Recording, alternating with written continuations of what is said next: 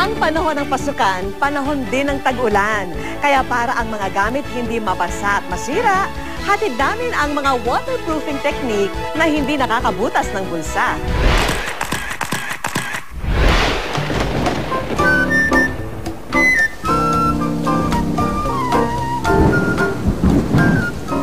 Ngayong pasulpot-sulpot ang ulan, dapat laging dala-dala ang payong na masisilungan.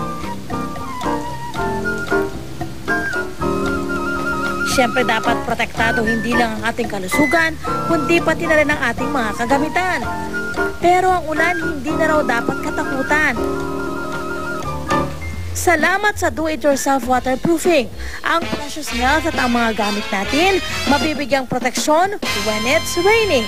Eto na po, dahil ngayon nang malapit ang tag-ulan, talagang namumroblema tayo kung paano nga ba natin poprotektahan ang ating mga sarili at yung mga gamit natin.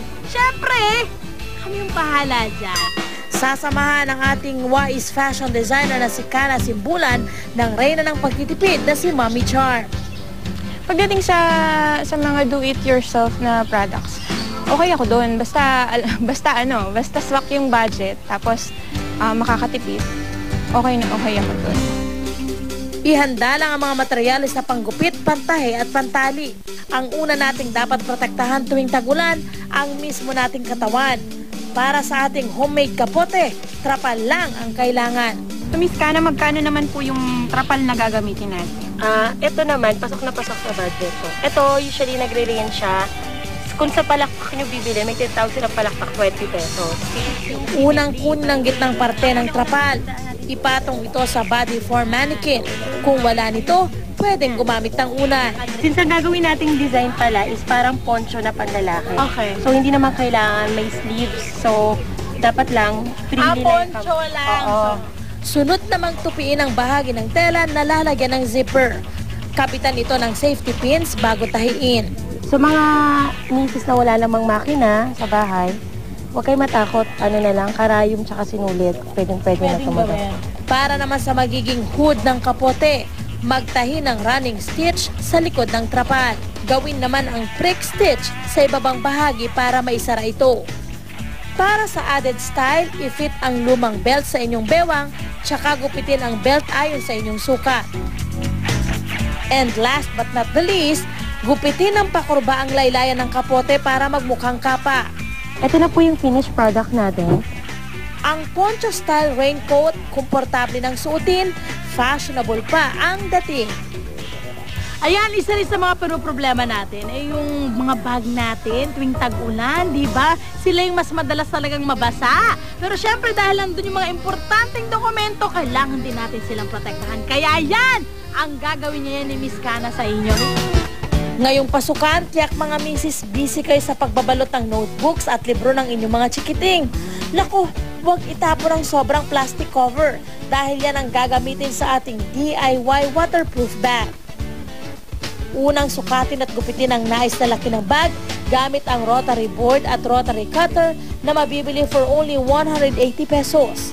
Ito ang panukat na madalas gamitin ng designers. Tatandaan nyo, pag gumagawa ng bag, ang kinakailangan natin, harap, likod, so dalawang ganito. Tapos, sa gilid, tinatawag nating gusset. Yung gilid ng bag, gusset, then bottom gusset. Sukatin din ang gilid at ilalim ng mga bahagi ng bag bago ito gupitin. Tahiin naman ang mga ito.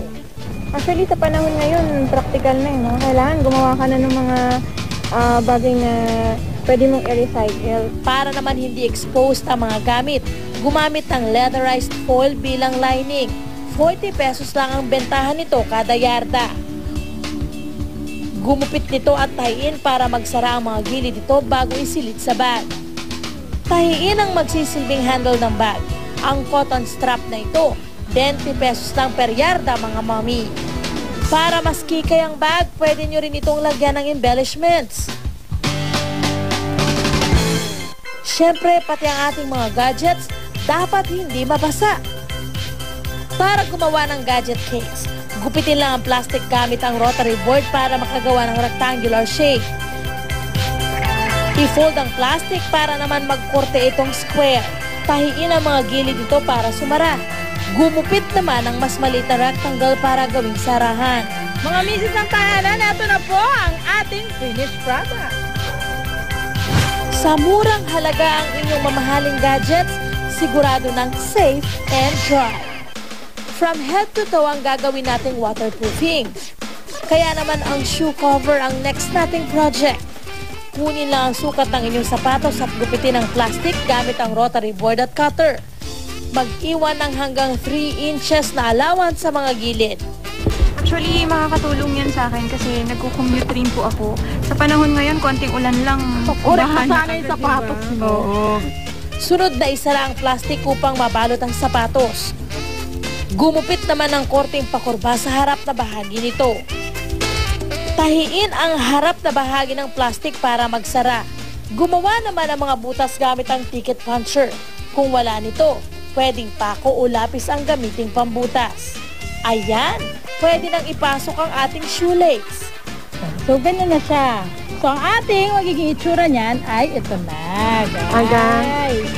Siguradong hindi na masisira ang inyong sapatos thanks to these colorful shoe covers. Pero paalala ni Miss Kana, dahil madulas ang plastic, pwedeng lagyan ang ilalim ng shoe cover ng rubber mula sa lumang tsinelas. Miss Love, Miss Kana, maraming salamat po sa naituro niyo po sa akin and ang dami ko pong natutunan. For sure, magagamit ko po ito sa tag-ulan. Yay! Maraming salamat po. Wala ano. Ay, nakalimutan mo pala. iPad ha? Thank you po. Bye-bye! Ngayon, pwede nang magpakasaya sa ulan. Salamat sa mga waterproof lalagyan at kasuotan na hindi kamahalan. Di lang po kayo nakatipid, nagkaroon pa kayo ng malaking pakinabang mula sa mga bagay na akala natin ay hindi na mapapakinabangan.